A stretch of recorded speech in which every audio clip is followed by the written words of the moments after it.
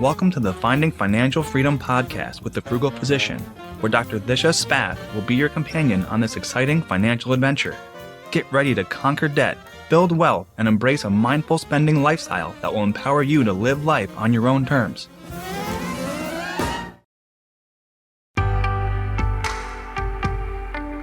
Pearson Ravitz' story begins with Dr. Stephanie Pearson, a passionate OB-GYN at the height of her career.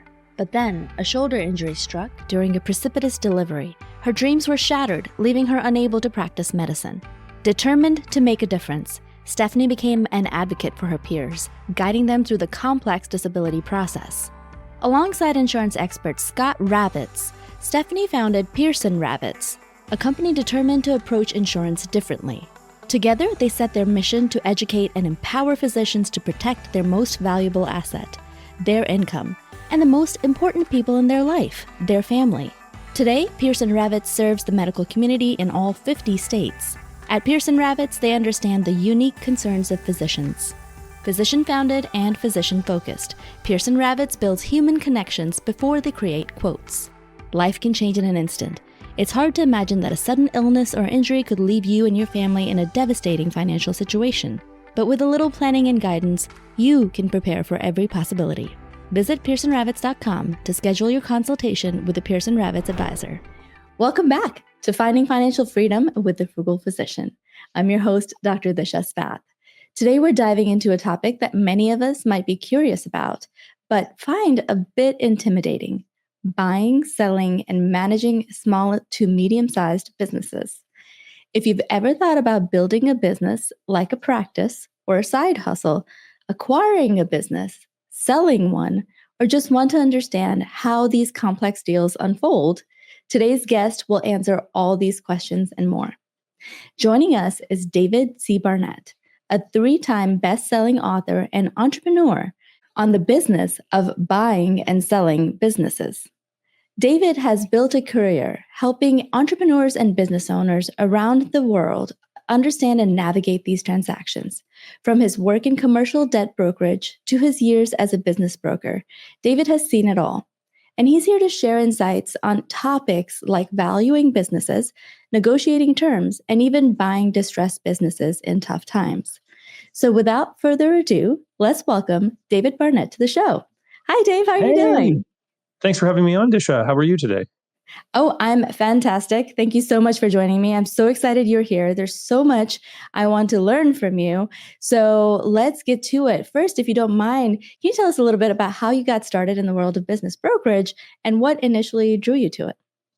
Yeah, sure. So I'm just one of these lifelong entrepreneur people. So even as a child, I was always fascinated by business and looking for opportunities to make money, figure out ways that you earn money as a young boy. That was often like mowing lawns or shoveling snow in the wintertime, things like that.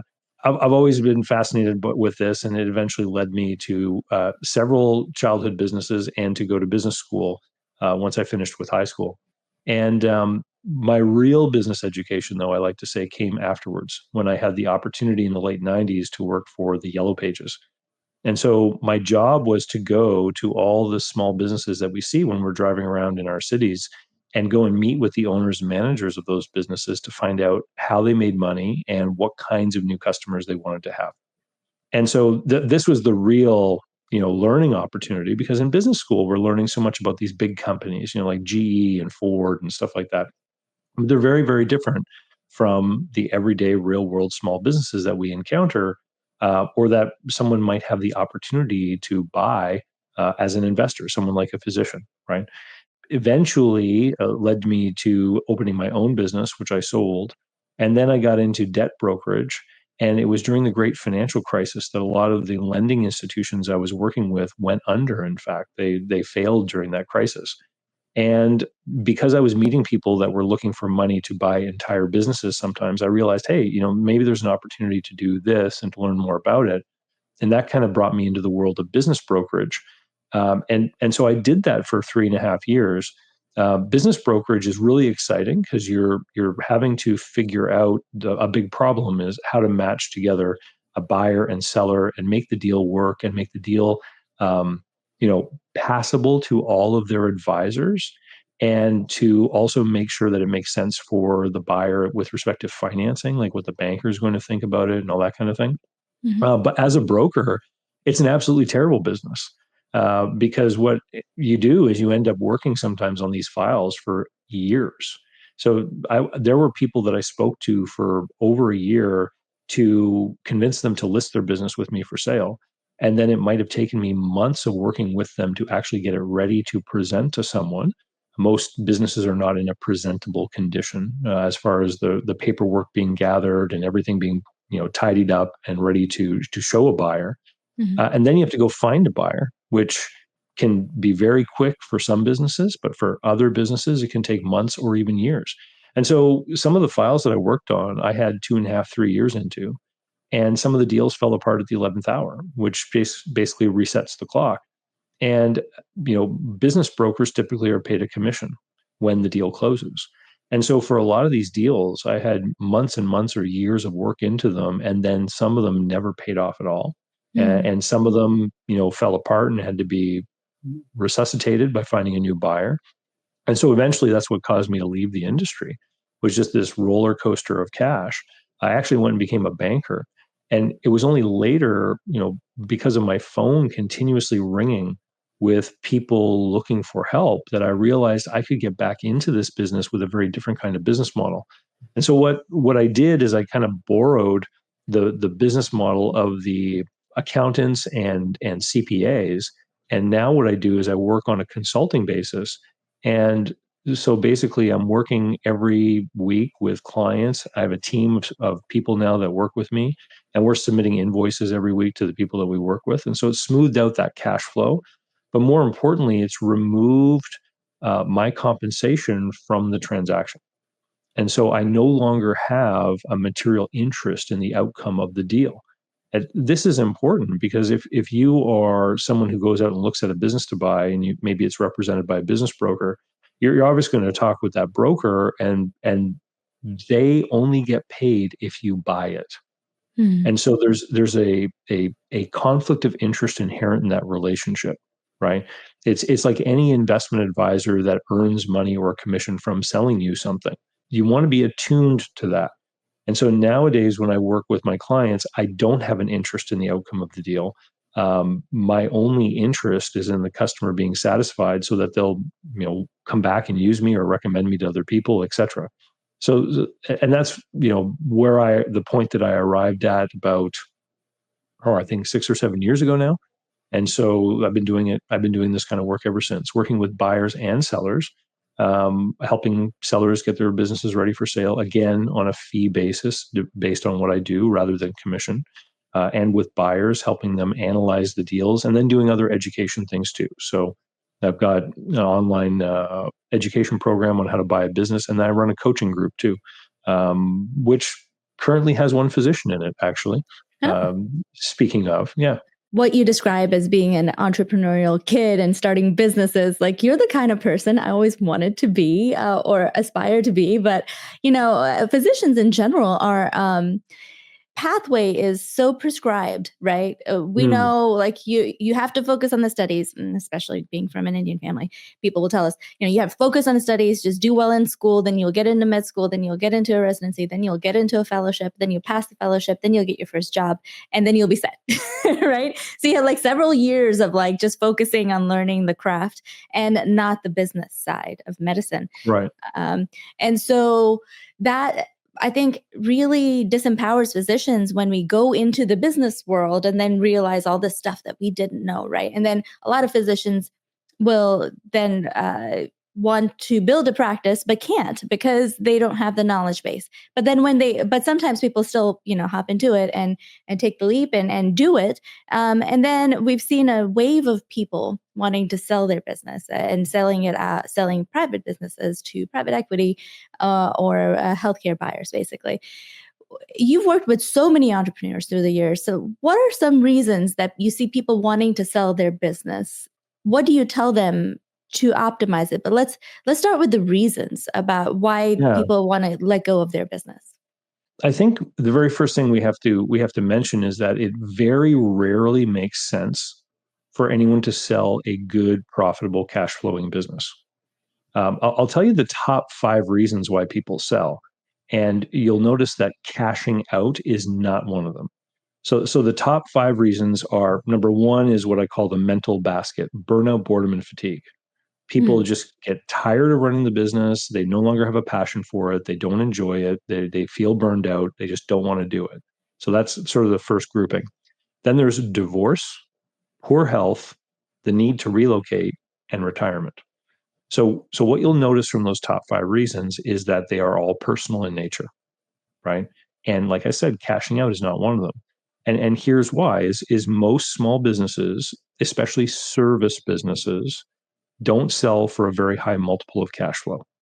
And even medical practices, if it's a small medical practice with just a couple of practitioners, it's going to be difficult for any buyer who is, for example, another practitioner that is going to step into the role of running that business and be one of the service providers. It's really hard for them to make those numbers work if they pay more than a couple times the cash flow of that business. mm, Okay. Maybe up to 3 times the cash flow. Now, you mentioned private equity. So that's a very different kind of thing, because what the private equity groups are doing is they're gathering cash from investors, which could be high net worth individuals or pension funds or these kinds of places. They're gathering this cash together. And because their cost of capital, they're not borrowing as much, let's say, ultimately they want to give a high rate of return to their investors, but there's no immediate cash flow demand on that money. The investors put the money in hopes of growth over like a 5-year period. So those private equity buyers, they can sometimes make a case from their perspective work for paying a slightly higher price for something like a medical practice. So they might be paying, that 4 times cash flow or maybe even a bit more, but they have to have some kind of plan that's really going to drive growth in that business. And they're probably not going to acquire a very small practice because they probably don't see how they can drive that growth. So they're going to be looking for a larger organization. As far as the reasons to sell, it's almost always that personal motivation that is going to be listed. Now, but what was the follow-on that you had to that question? So I firmly believe that when you build a business that is sellable, when you're building a business that someone else wants to buy, it's also business, it becomes business that you want to hold on to because Yeah, you're not burning yourself out, right? So yeah. what are some of these ways that we can build value in our business and for ourselves or for someone else? But how is it that we value a business, and how do we build that in? Well, sure. So I just mentioned that if you had a small practice, it might only sell for 2 or 3 times cash flow. Right. When I show someone what their business is likely going to sell for, almost all of them say the same thing. It's some variation on, oh, that's really disappointing. If I just kept the business myself, I'd have the same money over the next few years and I would still own it. And they're all 100% correct, right? And this is why people only tend to sell when one of those 5 pressing personal reasons comes about and they see that they no longer want to be involved in running the business. However, to your point, there's more than one way to exit a business. And so if you build in systems, processes, get the right team in place, office manager, all of the different functions are there so that you don't need to be present running it full time. Even if you can create a scenario where you're only involved for a few hours a week, what does that mean? Well, it means that maybe you can spend those few hours a week running it virtually from Florida, or you can have some other kind of outcome where you don't need to be there every day. If you can pull that off, to your point, why would you sell it? Like, it Right. would make far more sense to keep it for another 10 years with that limited engagement and enjoy the profitability that the business would provide, right?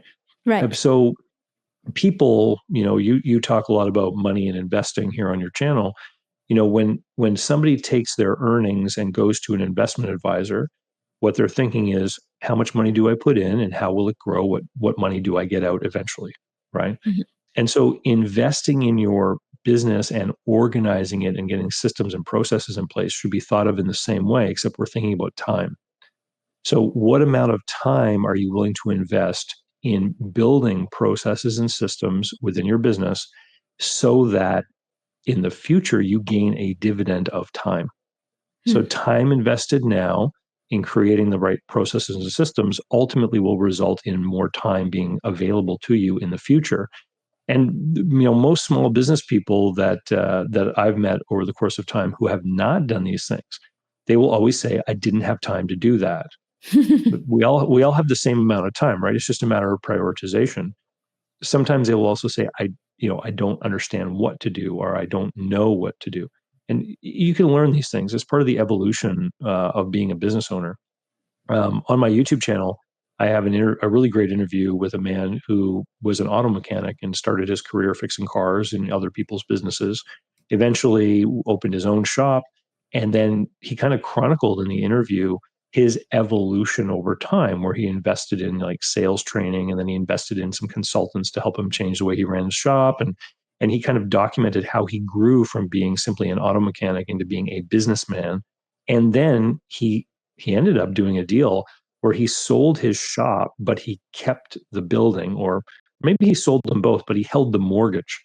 And so he eventually turned this business that he had built up into an ongoing cash flow machine for like a 20-year period, right? Where he Right. no longer had to report every day to work, but he still enjoyed cash flows from what he had created. And if anything went wrong, he was in a position legally to be able to go back and retake that. And he knew he had the skills to get it back on track if something had gone wrong. So it's part of this evolution of developing yourself as a business person. You talked a little bit there in the intro about what makes a great doctor. And I think we should address a little bit something that I've seen too many times, which is doctors getting into trouble with small business. And so I think some of the characteristics that really make someone successful in the study and practice of medicine can also set people up for problems in the world of small business. So, in order to be successful as a doctor, you have to have a high IQ, you have to have really good recall, you have to have a strong work ethic and be willing to do a lot of work to learn this stuff, right? And then you get into practice, and what ends up happening is you have these residencies with really long hours, which reinforces, the need for a strong work ethic. You're bombarded with all this new information all the time, and so you're only successful if you have a high IQ and a great ability to recall information. So these characteristics, what does it lead to? It leads to somebody having a lived experience, if they make it all the way to becoming a physician, where they are winners, they've had success, and they've achieved, and all the characteristics that led to them being this type of person has reinforced this idea that they are winners and they're successful. And so what often happens is it's very easy to think that because you're hardworking, capable, and smart, that you're going to be able to figure out something new that you don't know about. And so I've seen a lot of physicians buy small businesses or invest in small businesses in areas outside of their area of expertise. And what ends up getting them is things that they never even considered. It's risks that they never even knew existed. And so this is where I really think it's important for anyone, regardless of their background. If you're going to buy a small business, the very first question I ask people is, what do you know about that industry? What do you know about that business? Do you have any direct experience, right? Do you even know what questions to ask to learn about the business? And if you don't, how are you going to deal with that blind spot? And there's lots of different ways to deal with these blind spots. You can get advice, you can get some kind of consultant from that industry who can help you, or you can get an operating partner who has experience in that particular industry, et cetera. There's lots of different ways to do it. But I'm thinking of one example in particular with a physician who put money into a deal for a restaurant. And most small business deals, you're putting some money in and there's some degree of bank financing. And then the seller often is required to finance some part of the transaction. And this particular deal, there were three partners, okay, the physician and two other people. And of course, there was a bank debt. And so the bank, like in most small business deals, wanted the owners to personally guarantee the loan. Now, the business didn't do well, it failed. So guess what happens? The bank now wants to recoup their losses. And even if it's a government guaranteed loan, such as a small business administration backed loan, the bank has an obligation to try to use those personal guarantees to recover the losses before going to the SBA's program, which is kind of like an insurance program, to get money from there. So we have three people. One is a physician who's been practicing for a decade and has a reasonably great net worth. And the other two are people from the hospitality industry who knew how to run a restaurant. Which of the three do you think the bank sued? Right. The physician, for sure. Right. They didn't even bother suing the other two people. They just sued the physician for the full amount of the outstanding loan that wasn't covered by whatever they were able to liquidate from the business. And so not only is it understanding what kind of business you're getting into and what the risks are of the business, it's also then the ability to keep an eye on the investment and to understand what you're going to be looking at. In this particular case, the physician just kind of abdicated the day-to-day functioning of this business to their partners, thinking these people know what's going on, I'll let them take care of it. Mm-hmm. But what really would have been required is what I often call the regional manager skill set. So if you think about, I don't know, a chain of gas stations like Exxon, right? There's Exxon stations all over the place. Each one of them has a manager, but Exxon doesn't let the managers run the business for a full year and then send financial statements to head office, right? Those Exxon managers in each location, they're running this business, they're scheduling the staff, they're ordering product, but there's certain numbers that are being reported maybe on a weekly basis that go together in some kind of report to someone who is a regional manager. And this regional person maybe is overlooking the activity of a dozen of these gas stations, right? And that manager is looking for certain metrics. And when they fall out of line, so maybe it's the number of gallons of gasoline sold or the amount of candy bars being sold or whatever it is, or hours, labor expense versus gasoline sold or something that they're looking at. When something goes out of line, they know, hey, there's something wrong at this particular location, and they can zoom in and investigate and offer support to that manager and help to rectify the situation. And maybe the numbers are off because an employee is stealing, or maybe the numbers are off because of road construction, right? And there's nothing they can do about that, but what is the problem? And so this is the kind of skill set that someone needs if they're going to own a business and not be active every day in the business. And you don't know what those numbers are that you need to have an eye on unless you are familiar with that particular industry. So in the case of the restaurant industry, sales is one. What is our cost of goods sold? So the groceries and packaging products that go into, takeout food and all that kind of stuff. Certain labor ratios, sales per square feet, sales per seat. There's all kinds of different metrics you can look at in that industry, and different types of restaurants have different sorts of metrics to look at. And so this is the kind of blind spot that I'm talking about that you want to make sure you don't get yourself into. Here's a question. What's the true cost of not having a plan for your finances? With Facet, you don't have to leave that to chance. With their flat fee membership model, Facet is building the future of financial planning. You'll get access to a team of certified financial planner professionals and guidance across tax planning, estate planning, and more. No commissions, no hidden costs, just expert advice that evolves with you. Take the next step in securing your financial future and check out which membership option is right for you. Visit facet.com/frugalphysician today. That's facet.com/frugalphysician. Yes, I am so glad you mentioned the restaurant industry, because I know several doctors that have tried their hand at owning a restaurant, including one of my family members. And, it's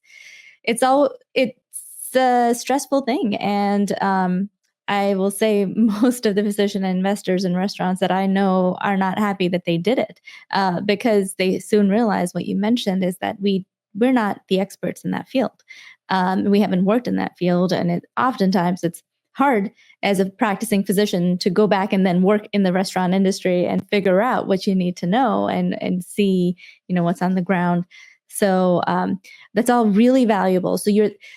But let's get back to physicians. What if, physicians are running their own practice? They've decided that they're going to be doing their business in their field of expertise.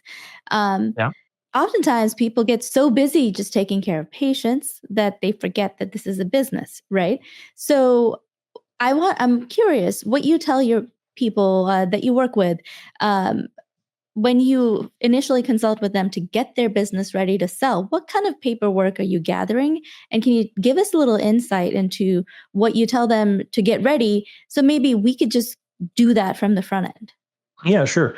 So it's not just a matter of having stuff gathered together. So you might think of like tax returns and bookkeeping records and stuff like that. Mhm. Um, what we're looking for is we're looking for documentation that's going to show a buyer how they can step into your shoes. The price of a business, as I mentioned earlier, is determined by its cash flow. Okay, Mhm. the buyer is going to ask that question: what is the cash flow? And that's going to determine what they're willing to pay. The very next question they're going to ask is that cash flow going to continue under my stewardship? Right. Well, that's a different question. Hmm. So imagine a pretty simple business to imagine: roofers who put shingles on houses. Okay, so you've got a person who runs this roofing business, and they talk to the customers, they do up the estimates, they order the material, they schedule the staff, and they schedule the jobs, and everything works really well. But it only works well because that individual who understands all these things, right? Right. If that person says, I want to sell my roofing company, um, what does he have to show anyone? Well, he's got his sales records, he's got samples maybe of advertising that he's done, but he can't point to a document that shows how you estimate a roof. It's just something he knows in his head. So if he wanted to sell that roofing business, his only option eventually is going to be to realize that he needs to sell to someone else who equally knows about roofing, who might be 20 years younger, Hmm. because that person has to have the confidence that they're going to be able to quickly learn all these skills. Whereas if there's an Excel spreadsheet that's been developed where you can put in all the measurements of someone's house, and it outputs the quantity of shingles required and estimates the amount of time it's going to take to do the job, and then you put in your labor rates and your material costs, and then it shows you what your cost is going to be, and you put in your margin, and it says, here's the price we need to charge. Well, now we have a tool that we can show to anyone that shows them how they too can become an expert in estimating these roof replacements without needing to be, having a 20-year experience in this field. And so equally, you can do the same thing with hiring. You can do the same thing with your sales process. What happens when a lead comes in? How do we address the lead? How do we manage the lead? What is our sales process? What materials do we bring when we go visit this potential customer? Do we have financing options? How do the financing options work? What things do we present to the prospective customer? If you start to formalize all this stuff and actually create, some people call it a playbook, some people call it a standard operating procedure. There's all kinds of different names for it. But if it's actually documented, now you can sell that roofing business to someone who works at the post office, right? Because they can come in and they can see, oh, I just need to follow these instructions. I just need to follow, this playbook. And with a little bit of coaching from the seller on the way out, I'll be able to pick up this ball and run with it. And so the answer to question number two, will the cash flow continue under my stewardship? That postal worker is going to be able to much more confidently agree that they will be able to. Same thing in a medical practice, right? Think about the business processes. How do we get a new patient? When we get a new patient, what is our process? Do we have some kind of initial assessment or involvement? Is it based on a referral from another practitioner, right? Or is it somebody who's called because we have a website, or they've called us out of the yellow pages? And you start to plot out the workflow of the client journey. They're going to come in for this assessment. The assessment is going to involve, certain things, and maybe you list that out. And then what happens with that patient? How do we set up the file work? How do we make sure that we're recontacting that patient? What is, the required recall period for follow-up appointments? All this kind of thing.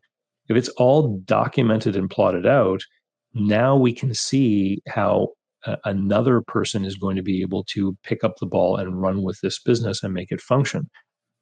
Here's the thing about these systems: is whether you have it documented or not, the systems exist. Hmm. The fragility in business is the handing off of the business from one person to another. So you talk about a physician owning a practice, and maybe there's a few service providers in that practice, and there's an office manager, and there's some support staff. These systems exist. They may not even be in the owner's head. They might be in the office manager's head, right? That some of these processes might be in the admin staff's head.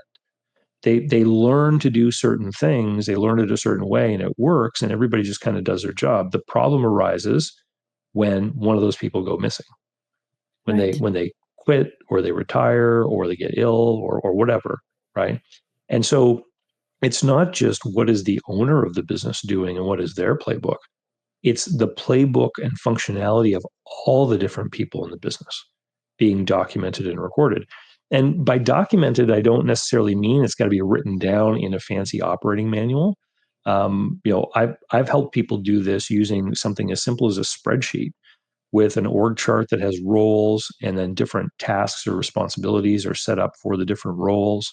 And then they'll do something like create little screen share videos using Loom or Zoom Mm-hmm. and record, this is how we set up a new file using our software for an incoming patient. And they make this little recording, and it goes into a shared drive, and it gets linked to that spreadsheet.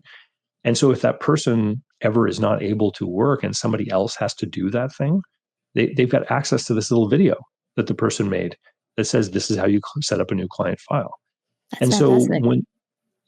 but when you've got all this stuff put together, I'll give you a quick story. I was once selling a restaurant. It was actually a chain of 2 restaurants. And the buyer had never been in the restaurant industry. And the 2 of them were having a meeting together with myself. And the buyer said, hey, I've never been in this industry. I'm really going to be depending upon the employees here to help me out, to help me run this business. What assurance do I have that the employees are going to stick around after I buy the business? And the seller looked at him and said, this is a restaurant. I can guarantee you in the next year, they'll all be gone. Right? And then he said, that's why I've spent so much time working on my systems on how I hire. Yeah. And then he described how he had folders in his computer that had advertisements that he had run online for vacancies. He explained the process he used for scheduling interviews and how he determined which candidates were serious and which were not. And then he talked about how he had actually these packages put together for the different types of employees. So if it was a new person that was going to be a waiter or waitress, he could actually give them this 6-page document that had, like a copy of the menu and a copy of their philosophy and the way they greeted people and all this stuff documented. So he could hand it to the person and say, spend some time studying this before you come in for your first shift, and you'll be a lot quicker start for you. Right. So he's actually able to prepare people to help them become more efficient and more effective from the get-go.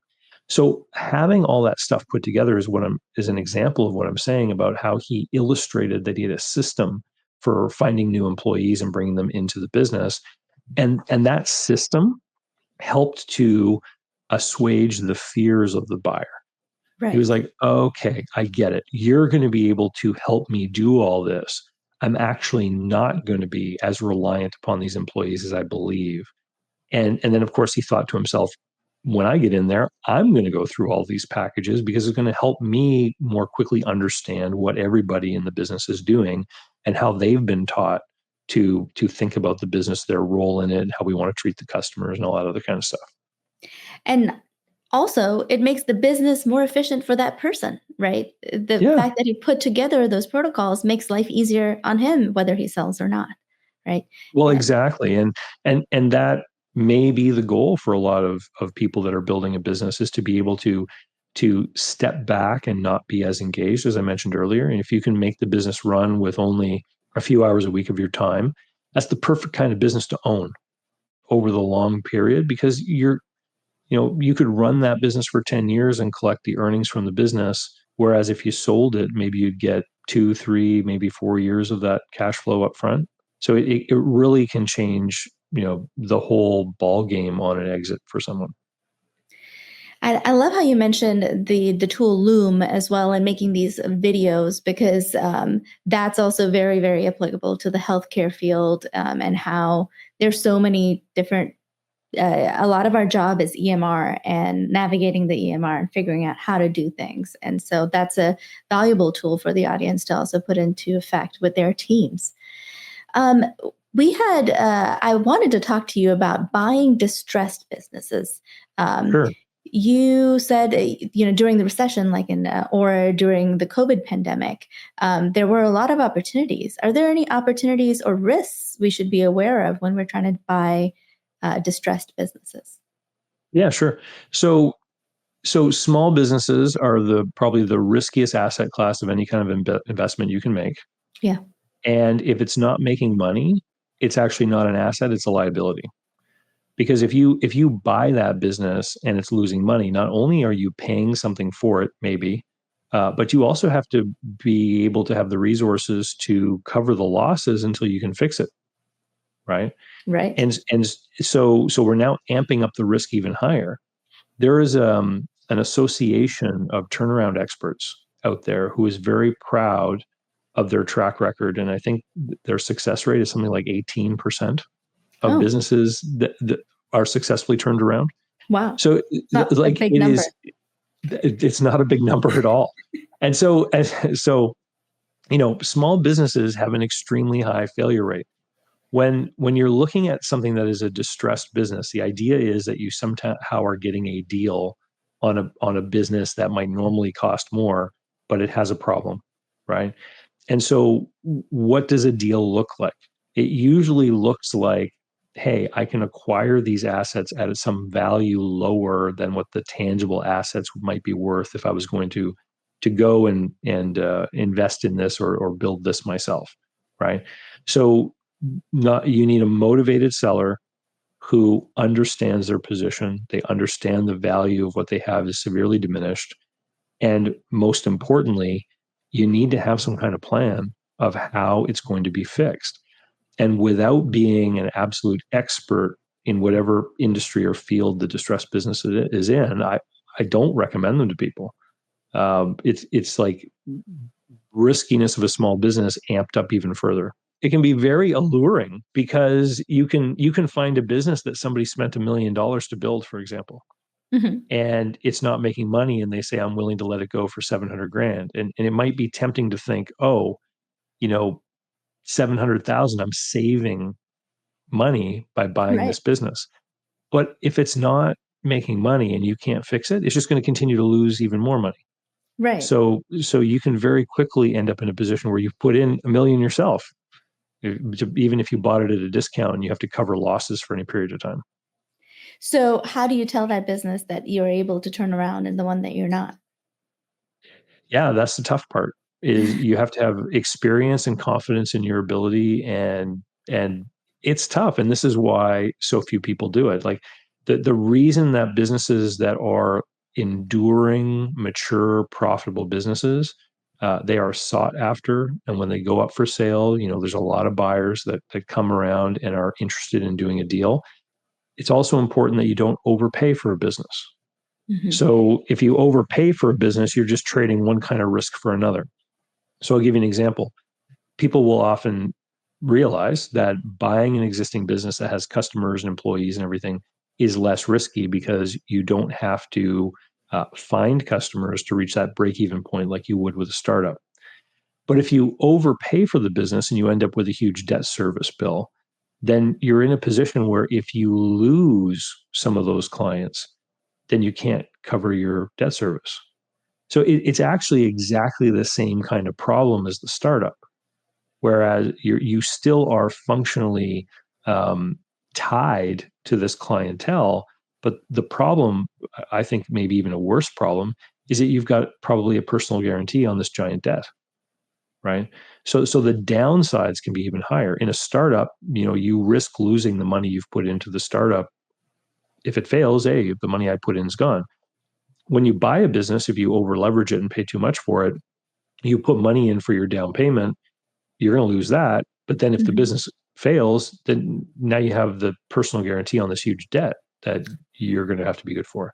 So it can even magnify the losses. There's been a lot of content created in this space, and there are a lot of really popular, people on social media right now talking about what they're calling the silver tsunami, this big retirement of the baby boom generation. And people are out there even, boldly saying to people, if you're not part of this business buying trend, then you're foolish. You're missing out on the biggest wealth transfer that's ever going to be. But the reality is that 80% of small businesses aren't worth buying because they don't generate a sufficient cash flow to warrant the time investment of the person that's going to operate the business and then have a profit beyond that, which is going to be able to give a rate of return to the investor that makes the investment. And so this whole space is filled with some opportunities, a lot of risks, a lot of dangers. If you just look at headlines and you see all the retiring baby boomers and you see that businesses sell for like 2.5 times their cash flow, you think, wow, it's better to buy one of these than to invest in the stock market where I might pay 30 times cash flow for a publicly traded stock. But it's really an apples and orange kind of thing. You can't compare the two. In a publicly traded company, like if you're going to buy stocks in Coca-Cola, the whole leadership team is there. The whole management team, they know what they're doing. They have a plan for the future. You're investing in them as much as you're investing in the stuff that the business owns. When you buy a small business from a seller who is an operator, all of that leadership and institutional knowledge is departing when you do the deal. And now you have to backfill that. And so it's a very different kind of investment.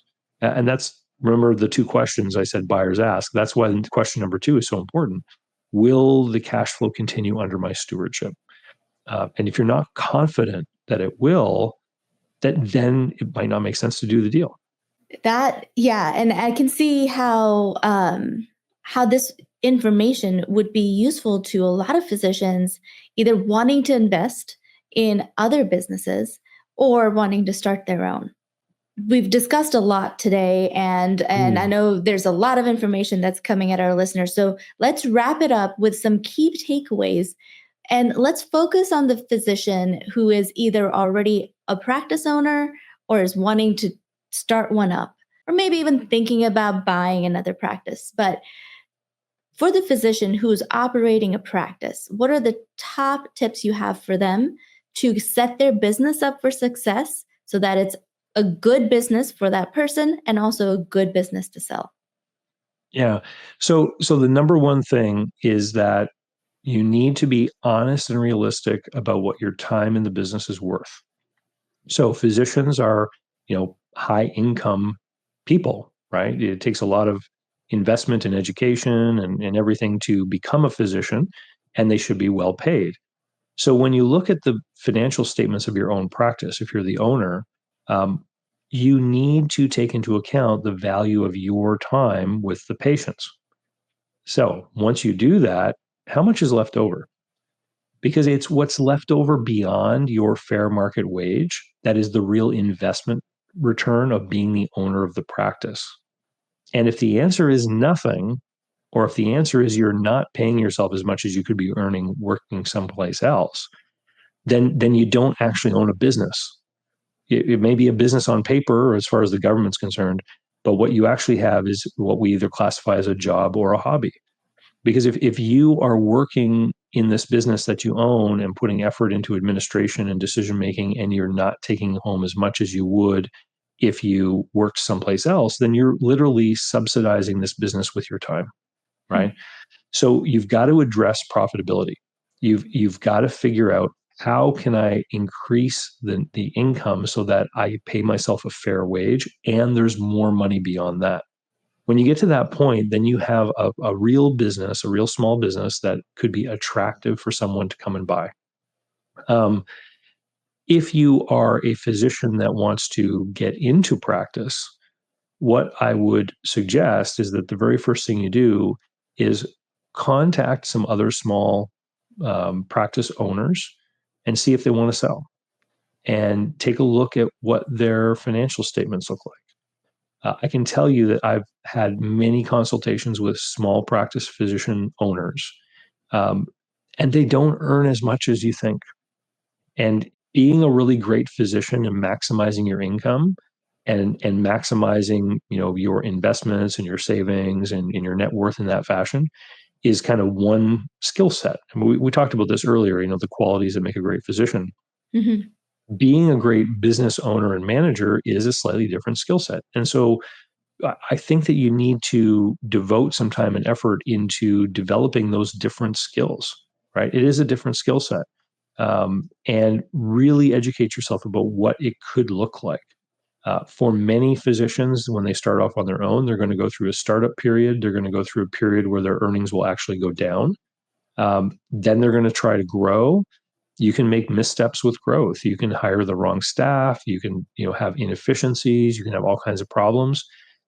It's going to take continuous work on the business, planning what it's going to look like and where you're headed in the future. This is where having a business plan is going to be important, right? And sort of a pathway or a map leading you to where you want to go. So in order to create that plan, you have to have a vision of what the practice is going to look like when it's quote unquote finished, when your project is finished. This could be a 10-year project, right?